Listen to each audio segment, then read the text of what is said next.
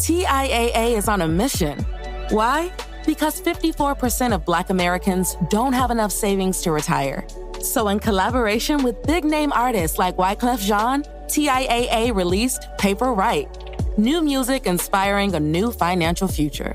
With 100% of streaming sales going to a nonprofit that teaches students how to invest. Stream Paper Right now and help close the gap. I'm Jason Palmer, one of the hosts of The Intelligence, The Economist's daily current affairs podcast. The Economist's award-winning shows make sense of what matters, from our special series on China's president to our weekly podcasts on business, technology, and American politics. Our journalists provide fair, in-depth reporting on the events shaping the world. To get the annual plan for less than $2.50 per month, search for Economist Podcasts Plus to start listening today.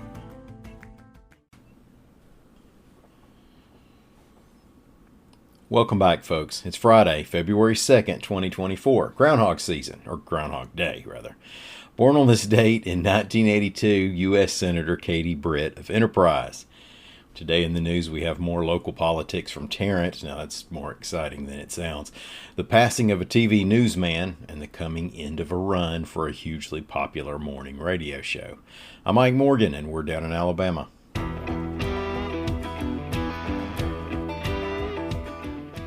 Tarrant politics can be something else, folks. Now, since Mayor Wayman Newton came into office in the small town north of Birmingham, there has been some friction between him and the members of the city council. One time to the point where, after a contentious meeting about Newton's firing of the fire chief, Councilman Tommy Bryant punched Newton. Bryant was found innocent at trial because the punch was in retaliation to what Newton had just said about the councilman's wife. So, the punching episode happened in November 2022, but it has come up in background here and in any Tarrant politics or something else story.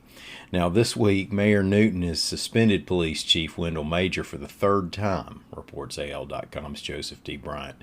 The mayor's accusing the chief of professional misconduct, such as downgrading serious offenses and soliciting outside work as an attorney. Both the mayor and the chief are lawyers, by the way. Chief Major said he will appeal the suspension, which is unpaid. In the past, the council has ultimately overruled the mayor and returned Major to work.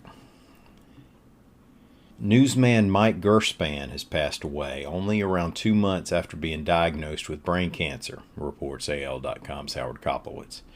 Gurspan has spent more than 30 years reporting and anchoring news and sports in the Wiregrass area.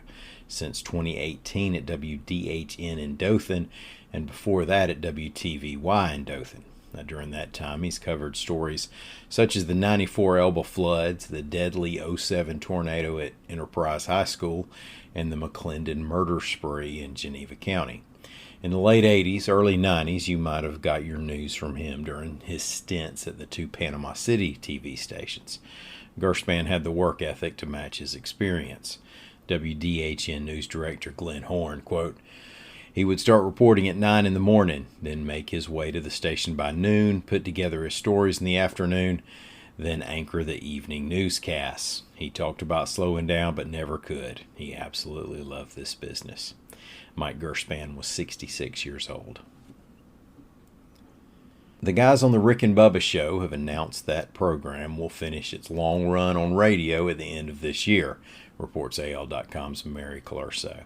Hosts Rick Burgess and Bill Bubba Bussey have been doing the show for 30 years. They're syndicated nationally and based at Birmingham's WZZK-FM. Bussey said they're healthy and remain friends. He did say doing the show a few more years would have been nice in some ways, but, quote, we don't always get to pick how things end. Burgess said ending the show after another year seemed like their best option. But they're on through December, and the show's not going out with a whimper. They're still on more than 60 radio stations in 18 states, and of course, these days you can add podcast and YouTube numbers to that. The radio show airs on weekday mornings. And once again, with Nick Saban having retired and now Rick and Bubba ending their radio shows, Alabamians are reaching out to check on meteorologist James Spann's plans for the near future. I mean, you can only take so much change, right? Spann addressed it on social media. Quote, "After this morning's Rick and Bubba announcement, I'm seeing some social media posts stating that James Spann will be making his retirement announcement later this week. That is as far from the truth as it gets. I'm just getting started. I feel better now physically than when I was in my 20s, and my mental cognition is better than ever thanks to being in good physical condition. Some people slow down as they get older. I speed up," end quote. Well, he can speed up as long as he doesn't roll up his sleeves too much this spring. If you know, you know. Thank y'all so much for listening. Have a great weekend. We're going to be back here about Monday. Until then, come by and see us anytime you want to. We're open 24 hours a day and 7 days a week on the World Wide Web at al.com.